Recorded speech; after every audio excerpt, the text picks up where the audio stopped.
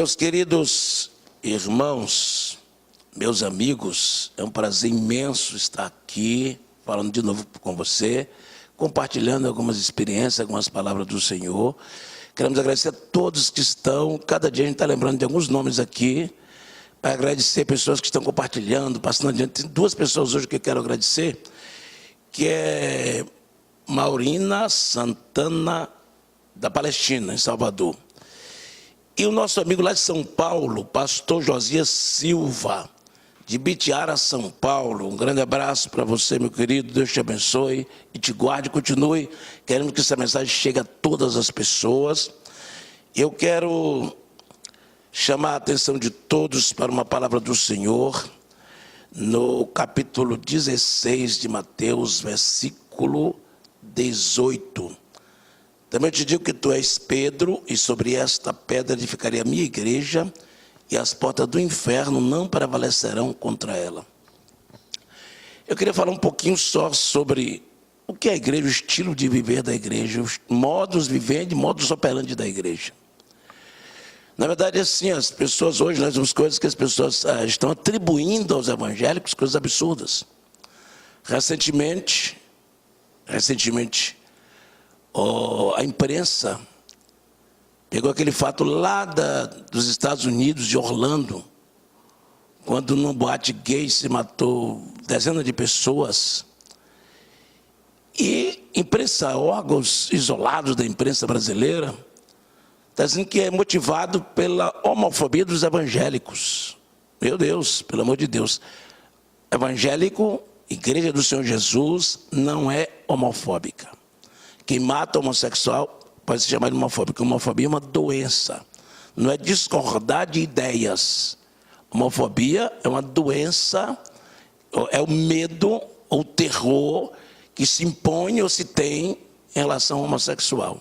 Ou em relação a qualquer pessoa, claro, no caso de homofobia homossexual. Então, não é caso dos crentes. Os crentes não têm nada a ver com isso, de se colocar na conta dos crentes ódio, ressentimento, preconceito. Não, isto não é coisa da igreja verdadeira do Senhor Jesus. A igreja não lida com isso. A igreja ensina a amar a todos. A igreja ensina contra o preconceito. Então, quando nós falamos de igreja, nós estamos dizendo que igreja não é lugar de preconceito. Igreja não é lugar de preconceito. Igreja não é lugar de ódio, de ressentimento, não é? Não é lugar de busca pelo poder, de conflito, de contenda, não. A igreja não é esse lugar. Eu escrevi um livro, Igreja é Lugar de Soluções. Acho que ainda tem, a Casa Explicadora da Assembleia de Deus, CPAD, publicou este livro. Esse livro mostra o papel bíblico, cristocêntrico da igreja. A igreja existe para proclamar o Senhor Jesus, para seguir os seus passos, para fazer as suas obras, para amar como Ele amou. A igreja não existe para prejudicar as pessoas, para destruir homossexuais, gays ou gente do candomblé, não é nada disso. A igreja existe para amar todas as pessoas indistintamente. Se alguém faz diferente, é apenas um no meio da multidão. Se alguém faz diferente, é um dissidente no meio da igreja. Se alguém faz diferente, é um ignorante espiritual. Porque a igreja, Jesus mandou amar todas as pessoas sem discriminação e sem preconceito. E nós, servos de Deus, não podemos ter preconceito com ninguém, nem com gente de outra religião, de outra maneira de ver, de outro gênero, de outro princípio sexual. Não tem preconceito, tem amor. Podemos discordar.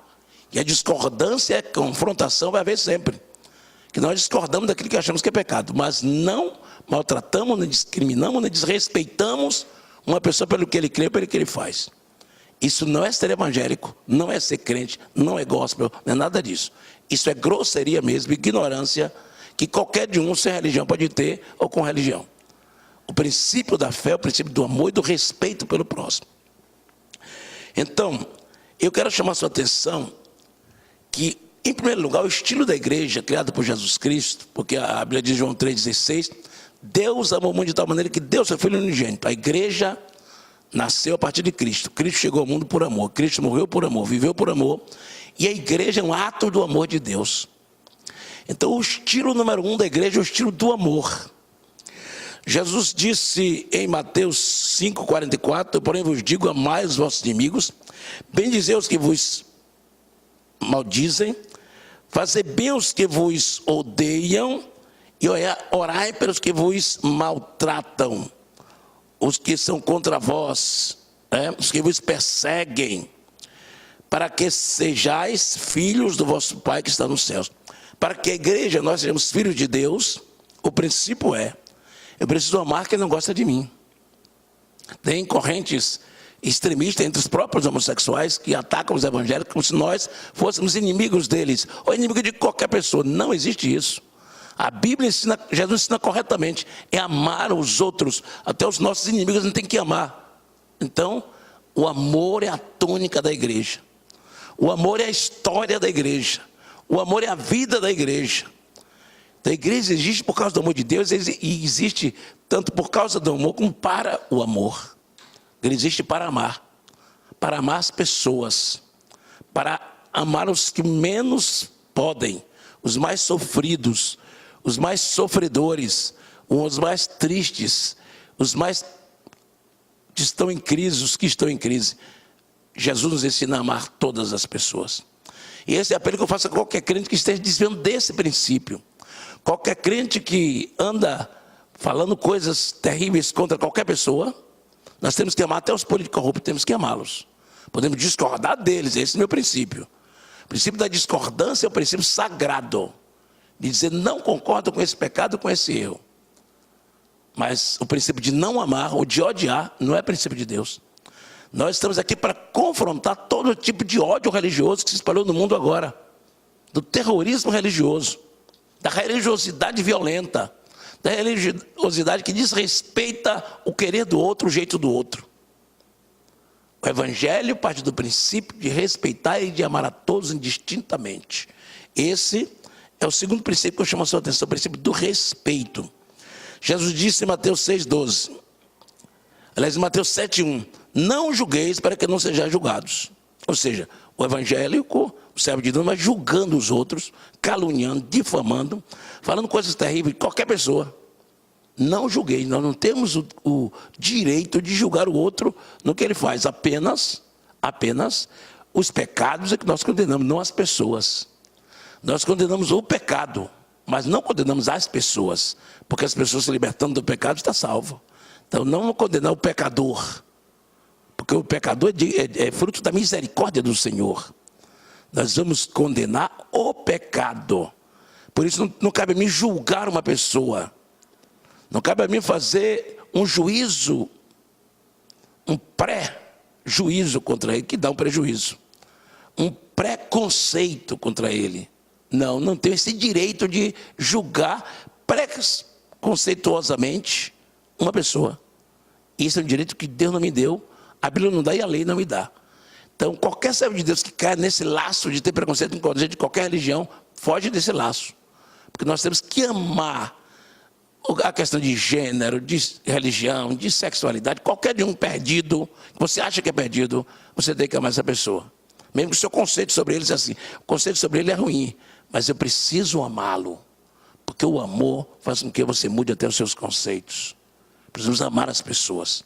E a partir do amor a gente vai ver aquelas pessoas com bons olhos, com os olhos da salvação, da libertação, da bênção e da cura. Então é preciso respeitar. A palavra de Deus nos diz que nós precisamos olhar para as pessoas como irmãos, não é? Filipenses 2,3 diz assim, não façais por contenda, por vanglória ou por banalidade, cada um considera os outros superiores a si mesmo. Isso aqui é o princípio do respeito. Considerar os outros superiores a você. Não tratar com brutalidade, com grosseria, com desprezo, com desdém. Ninguém. E eu faço essa apelo a todos os crentes que estão me ouvindo que publiquem isso. Não faça publicamente crítica a outras denominações. Não chegue publicamente no público de uma igreja ou para outras pessoas criticar qualquer seita, qualquer religião. Nós temos que pregar Jesus, pregar a palavra. Nós trabalhamos por princípios, não por proibidos. Não trabalhamos por proibidos, trabalhamos por princípios. Não pelo não faça, mas faça o que é certo. Se você fizer o que é certo, não precisa nem recomendar que não faça o errado. Por princípio, a igreja vive no princípio do amor, no princípio do respeito àqueles que são diferentes de nós. Nós temos que lidar com isso com sabedoria, lidando com os que discordam de nós com respeito. Eu já fui vítima de um desrespeito por discordar de alguém. Mas mesmo assim não perco o respeito, porque para aqueles que me criticam ou até me caluniam, eu continuo respeitando, porque o princípio que aprendi de Deus, dos meus pais, da minha família, foi o princípio de respeitar o outro em qualquer circunstância. Isto é o que o Senhor Jesus disse. Considero os outros melhor do que você. Nada de achar eu sou bacana, nada de narcisismo espiritual. Ninguém é melhor do que ninguém. Todos somos pó e cinza. E Jesus é que teve misericórdia de mim e de você, que salvou você e pode salvar você que não é salvo ainda. Então, é o princípio do respeito. E outra coisa interessante do nosso estilo de vida é o princípio do perdão e da reconciliação. Então, qualquer tipo de pecado, Jesus perdoa. Não existe pecado imperdoável, a não ser blasfêmia contra o Espírito Santo. Então, a pessoa pode andar na vida, pior pecador da face da terra. Jesus Cristo, a Bíblia diz que Jesus deixou as partes mais baixas da terra. Aquele que está no nível mais baixo de espiritualidade, arrasado, na sarjeta, nas drogas, caído, matando gente. Jesus ama essa pessoa a si mesmo. O amor dele é maior do que qualquer tipo de pecado. O amor dele é maior do que qualquer fraqueza humana, qualquer erro humano. Então, o princípio do perdão, em Mateus 6,12, na oração do Pai Nosso, Jesus disse assim, quando orar, ele diz assim, foi falando do Pai Nosso, e no momento do perdão, ele disse, e perdoa-nos as nossas dívidas, assim como nós perdoamos os nossos devedores, Mateus 6,12. Este é o princípio fantástico, princípio de perdoar quem te ofende. Que às vezes nós entendemos que tem um movimento aí falando mal de nós, e fazendo movimento com os evangélicos. Não vamos entrar nessa onda. Não vamos expressar ódio para eles. Não vamos expressar ressentimento para eles. Vamos expressar amor a si mesmo. Amor a si mesmo. Porque se mandar andar uma milha no céu da montanha, diz, vai com ele 2. Se tomar o capote, entrega também a capa. Se der um rosto, bater no lado, dê o outro lado do rosto. É isso que o Evangelho ensina, na sua pureza, na sua grandeza, na sua fidelidade. Glória ao nome do Senhor Jesus. Outro texto que eu chamo a sua atenção é Mateus 6,14. Porque se perdoarem os homens as vossas ofensas, também vosso Pai Celestial vos perdoará as vossas ofensas. Perdoará as vossas ofensas. Então é o Senhor Jesus falando, se você perdoa, Jesus te perdoa. Então tanta gente levantou contra os evangélicos no mundo, tanta gente tentou destruir a igreja. A China é um país ateu, materialista, comunista ainda. Batalhou terrivelmente contra a igreja, mas a maior igreja evangélica do mundo está na China hoje. Na China tem mais de 100 milhões de crentes, o que seria metade da população brasileira. No Brasil, hoje, nós temos 60 milhões de crentes. Um pouco mais do que isso, 25% da população brasileira. 25% da população brasileira é cristão. 200 milhões, daria 50 milhões, 60 milhões, hoje. Mas na China, de evangélico no Brasil, na China tem 100 milhões. Essa igreja nasceu da perseguição. Se eles podem ficar só odiando o governo, odiando as pessoas, nunca teriam crescido assim. Eles perdoaram. E o perdão é o segredo do crescimento, é o segredo da bênção. E quando perdoa a nossa ofensa, Deus nos perdoa também. Mateus 5,34 diz assim, deixa ali, diante do altar, a tua oferta, vai, reconcilia-te primeiro com teu irmão e depois vem e apresenta a tua oferta. Lindo, fantástico isso. Veja que coisa linda a palavra de Deus nos diz. Tem oferta a apresentar, tem um jejum a apresentar, primeiro reconcilia-te com teu irmão. Então quero chamar a sua atenção para o princípio da reconciliação. Tem o princípio do perdão, o princípio da reconciliação. Que é isso que eu estou falando, o estilo de vida da igreja deve ser esse.